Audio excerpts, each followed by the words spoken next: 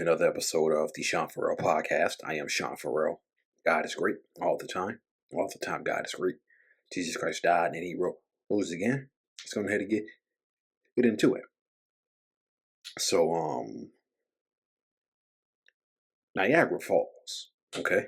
There were some safety barriers that were put up in front of Niagara Falls, okay? And I read the story, and Niagara Falls, they have built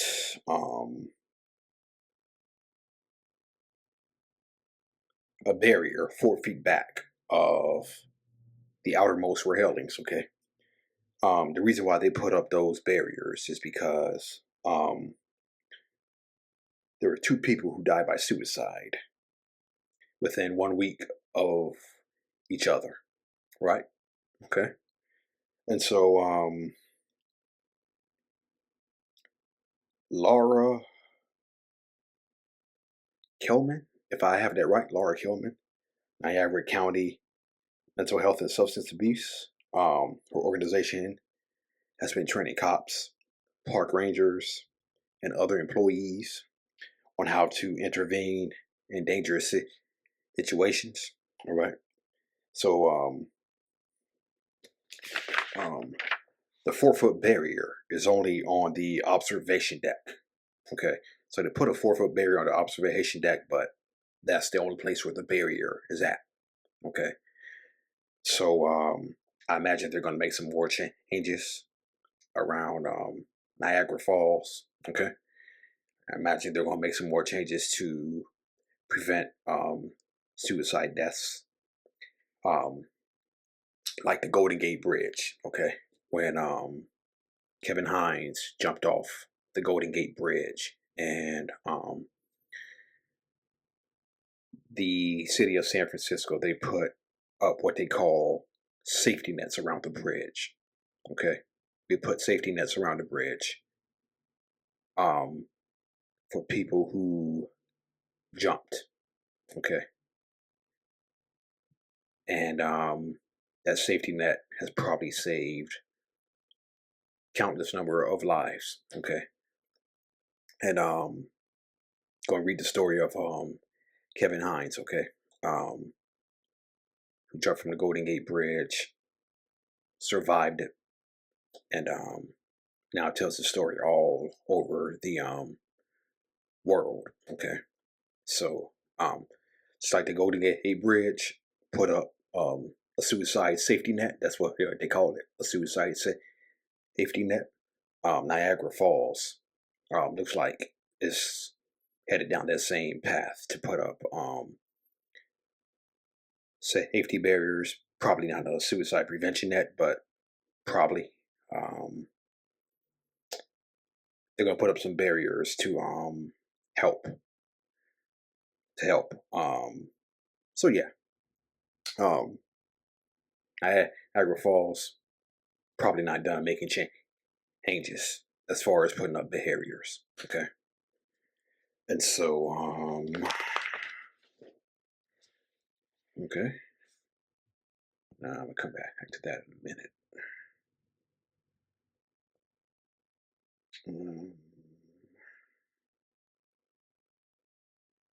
No, not that.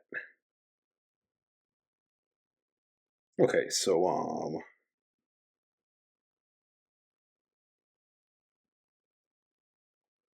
I saw this by 988 Oklahoma. Okay, 988 Oklahoma. They had a post that says 988 saves lives. Okay, here's how. So, what happens when you call 988? You will be connected to a crisis specialist to talk you through what's going on and get the resources that you need. 90% of the time, things can be sorted out, just a phone call. But if you need more help, we got you.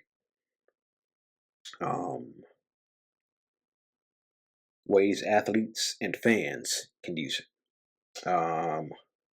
Managing pressure. Get support when expectations feel too high. Pre-game anxiety. Text or call for a confidence boost.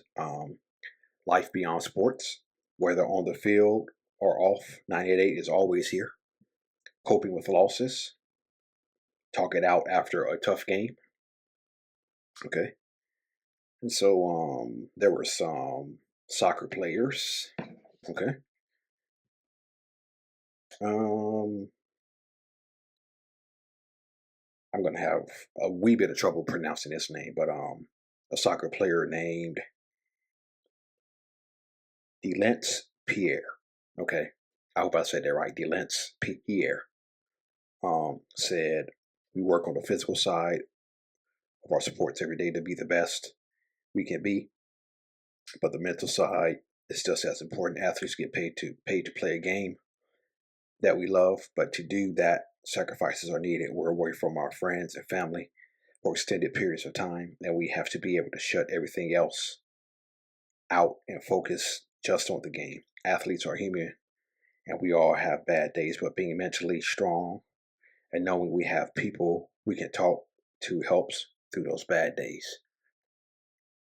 Another soccer player named Arthur Rogers. To be a professional athlete, you have to be mentally tough. You might have a bad moment or a bad play in a game, but you have to be able to brush it off and continue playing your best. Athletes are taught from a young age that you're meant to be strong and not let other people's opinions affect you. But the reality is, especially as a professional athlete, the outside noise and opinions of your fans and opposing fans does affect you. It's important to be at the best position mentally, and to use the resources available to keep playing at the highest level. Okay. And so, just so you know, it's free, it's confidential, and it's 24/7. Okay. It's free, it's confidential, and it's 24/7. Okay. Um, and so, this is for 988 Oklahoma. Local resources for Tulsa to know in Tulsa, Oklahoma. Grand Mental Health, Family and Children's Services, Counseling and Recovery Services, Skills on Wheels, Mental Health Association in Tulsa, Parkside Psychiatric Clinic, and the Tulsa Health Department's Center for Community Health. Okay. All right. And so, here we go. So also, um, as far as digital wellness, okay, when they talk about digital wellness, obviously being on your phone, social media, okay. So what is digital wellness? Digital wellness is your ability to use technology mindfully. It supports your mental health instead of draining it. Okay. Most of us spend over 7 hours a day on screens during the summer. Vacation, scrolling, and endless social feeds can quietly erode our well-being. It's easy to feel overwhelmed, anxious, or disconnected without realizing why. Common challenges include doom scrolling and information overload, anxiety from constant notifications, comparing your life to others online. I'm going to talk about all this in a minute. Struggling to unplug or focus, and some signs your digital habits are affecting your mental health. Feeling drained after social media, constantly checking your phone, difficulty sleeping or focusing, low self-esteem after scrolling, struggling to unplug or focus. Okay, here are some of the ways that you can take back control. Setting boundaries help, so does unplugging. App timers or screen-free hours. A weekend digital detox, not looking at social media for the entire weekend. Follow accounts that uplift, not drain.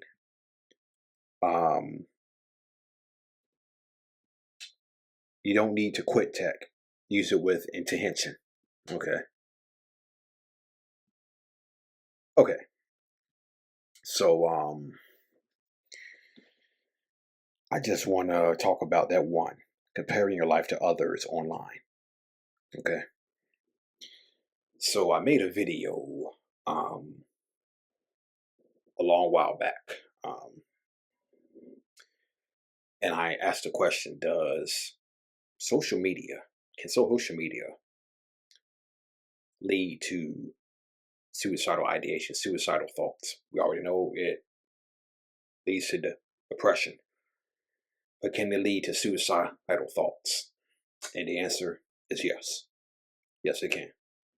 Yes, it can. Um, Comparing your life to others, okay? Um, People call 98 for various reasons, okay? People call 98 for various reasons, whether they're depressed, they just want to talk, dealing with suicidal ideation. Um, Social media is one of the things that I've heard working for being on the 98 Suicide Prevention Lifeline, okay? And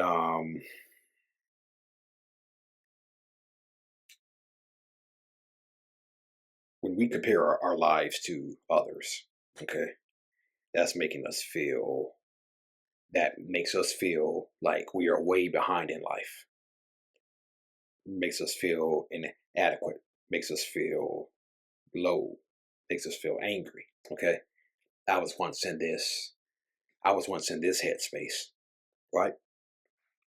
Um, where I would, where people would post their best moments on social media, okay? Post their best moments on social media, and then um, I would look at social media, see that they are posting their best moments, and there would be a certain sense of sadness that came over me because because I kind of felt that, hey, I'm supposed to be where they're at, supposed to be as happy as them or whatnot. But as years passed, what I learned is social media. Um, People just post their best moments.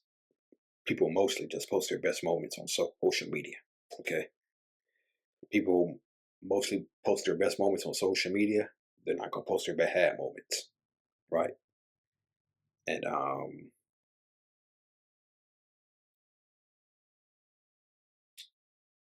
I've known a few people who have said that looking at social media has caused them to consider suicide. Okay, caused them to consider suicide, comparing your life to others online. Okay, and what I learned um, is just to run your own race. Okay, run your own race. Their race that they're running is different from yours. All right, and um, they'll compare the race you're running to their race, right? And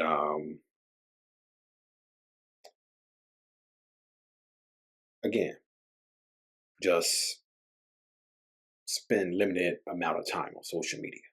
Okay, just spend a limited amount of time on social media. Um, I've cut back a lot on looking at social media. Okay, um, and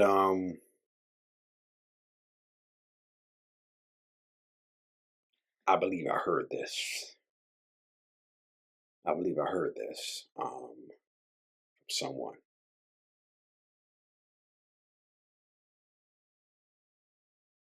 Believe I heard someone say that social media really isn't a true reflection of people's life. Okay, social media really isn't a reflection of people's lives because again, people are only mostly posting their best moments on social media, but it's not a true reflection of their life. Okay, so I think that's important to remember. Don't compare yourself to others online. Run your own race, and social media is not a true reflection of people's lives on social media. Okay, so just some important things to remember there. All right, that's it, and that's all for the Sean Farrell podcast. I am out of here. Peace out, and God bless you.